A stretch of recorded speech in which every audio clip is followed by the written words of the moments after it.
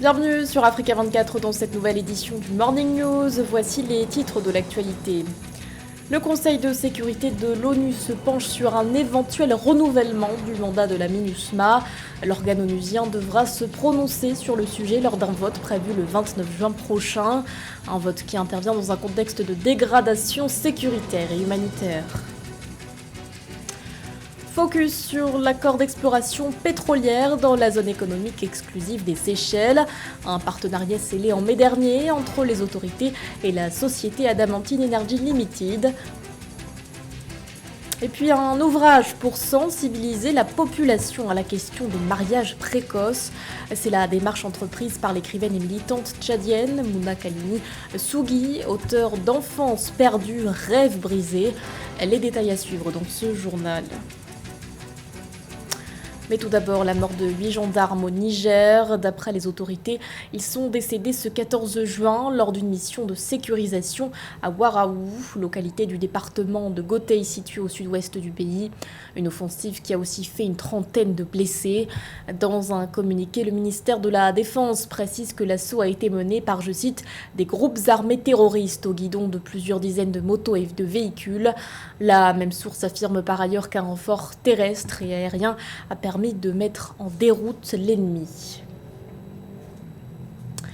L'actualité, c'est aussi l'insécurité qui reste vive dans l'est de la République démocratique du Congo, alors que la région est secouée par des affrontements entre l'armée et les rebelles du mouvement du 23 mars. Les autorités ont de nouveau haussé le ton à l'encontre du Rwanda. Dans un communiqué paru le 14 juin, le ministère de la Communication et des Médias, je cite, condamne la participation des autorités rwandaises dans le soutien, le financement et l'armement de cette rébellion. Des propos fermes qui interviennent au lendemain de la prise de la localité de Bunagana par le M23, une localité du territoire de Rutshuru située dans la province du Nord Kivu. Rappelons que le 5 juin dernier, le président Félix Tshisekedi avait affirmé n'avoir aucun doute quant au soutien apporté par le Rwanda au M23. L'ONU procédera-t-elle au renouvellement du mandat de la mission multidimensionnelle intégrée des Nations Unies pour la stabilisation au Mali? La question était au cœur d'une réunion du Conseil de sécurité ce 13 juin. Alors que le mandat de cette mission expire à la fin du mois, l'organe onusien doit se prononcer lors d'un vote prévu le 29 juin prochain. Plus de précisions dans ce sujet de Philoméntine. La question du maintien ou non de la mission multidimensionnelle intégrée des Nations Unies pour la stabilisation au Mali, MINUSMA, se pose actuellement avec acuité. Au Conseil de sécurité de l'Organisation des Nations Unies, l'organisme qui a examiné ce lundi 13 juin la question de prolongation du séjour des casques bleus au Mali, pays confronté au djihadisme, va se prononcer par vote le 29 juin prochain. La décision de renouveler ou de non renouveler le mandat de la MINUSMA intervient dans un contexte de stabilité essentiellement dans le nord du Mali et dans le centre de la région de Mopti en raison des opérations militaires en cours. Donc ce non renouvellement intervient dans un contexte où nous sommes aujourd'hui dans l'impasse avec le J5 Sahel aujourd'hui. Donc la MINUSMA pourrait intervenir comme étant une alternative crédible dans le cadre de l'interconnexion des renseignements militaires entre les fuseaux Est et les fuseaux Ouest en tant que tels. Les membres du Conseil de sécurité de l'ONU ont exprimé leurs inquiétudes face à l'augmentation des violences civiles au Mali. Les auteurs présumés de ces agissements seraient des membres tant des groupes extrémistes que des forces de sécurité maliennes positionnées dans le centre du pays. En outre, 7,5 millions de personnes auraient besoin d'assistance humanitaire à travers le pays, selon les estimations sur la situation humanitaire au Mali en 2022. Dans l'architecture du mandat de la MINUSMA, les opérations de maintien de la paix se déroulent essentiellement au centre et dans le nord du Mali. Alors que face aujourd'hui à la pression des opérations militaires en cours, dans le centre et dans le nord, les groupes djihadistes de plus en plus, à travers les attaques répétées, se sont déplacés vers les régions du sud-est. Donc voilà autant d'éléments qui peuvent justifier aujourd'hui la redéfinition dans un cadre conceptuel géostratégique de ce mandat qui doit pouvoir couvrir non seulement les régions du nord et du centre, mais également certaines régions, évidemment dans le sud. Présente au Mali depuis 2013, la MINUSMA compte actuellement près de 15 000 casques bleus et policiers. Toutefois, son mandat expire le 30 juin 2022.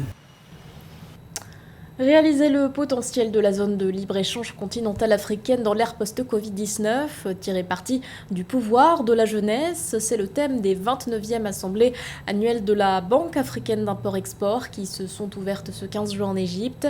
Jusqu'au 18 du même mois, ces sessions regrouperont des hauts dirigeants ou encore des universitaires. Nous retrouvons sur place nos envoyés spéciaux Mildred Diamou et Narcisse Oum. Les 29e assemblées annuelles de la Banque africaine d'import-export Afreximbank se sont ouvertes ce 15 juin 2022 ici au Caire, en Égypte. Sous le haut patronage du président égyptien Abdel Fattah al-Sisi, cette réunion a vu la participation de plusieurs économistes chevronnés du continent et responsables gouvernementaux, notamment les ministres des Finances et gouverneurs de banques centrales de plusieurs pays, ainsi que le président de l'Afreximbank, le professeur Bénédicte Okeorama. Bien que la ZLECAf soit en théorie opérationnelle depuis le début de l'année, dans la pratique, aucun échange n'a eu lieu selon les termes en raison des discours politiques continus. Les dirigeants africains risquent de gâcher la promesse d'un commerce plus libre. Africa's leaders risk squandering the promise of freer trade. La 29e assemblée annuelle d'Afreximbank, qui se déroule du 15 au 18 juin 2022, se tiennent sous le thème « Réaliser le potentiel de la zone de libre-échange continentale africaine ZLECAf à l'ère post-Covid-19, tirer parti de la force de la jeunesse ».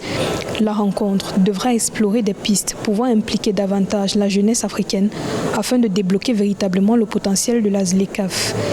Ces assemblées offrent une occasion unique aux parties prenantes des secteurs publics et privés de soutenir le développement du commerce sur le continent.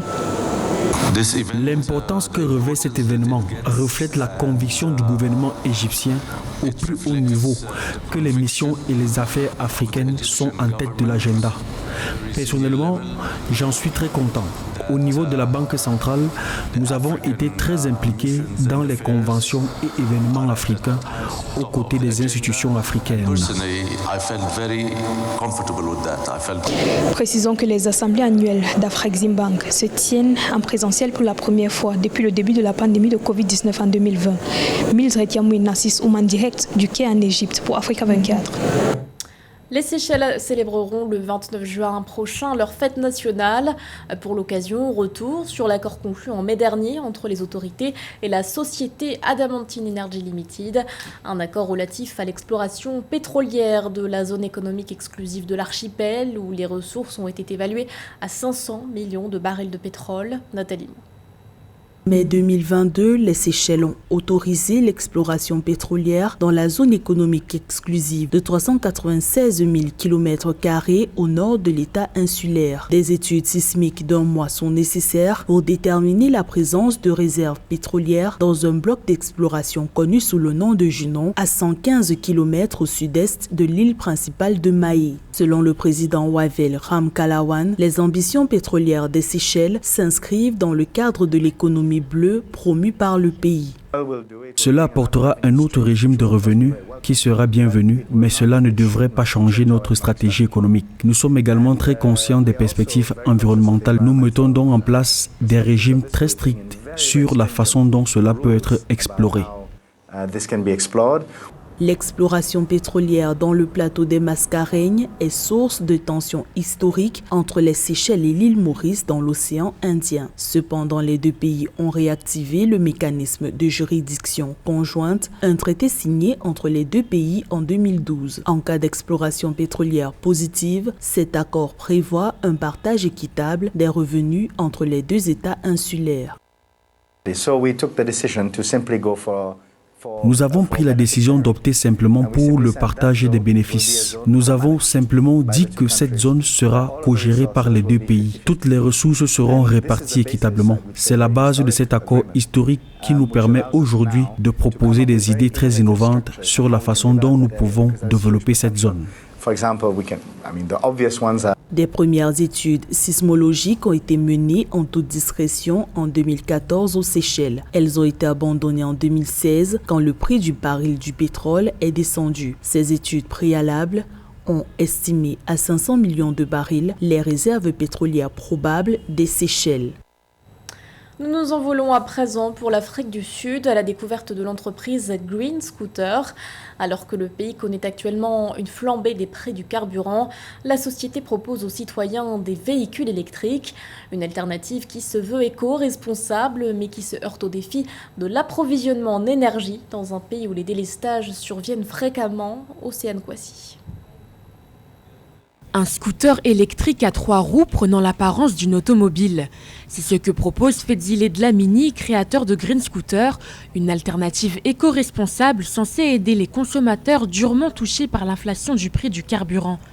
Un service destiné à l'usage personnel, mais pas seulement.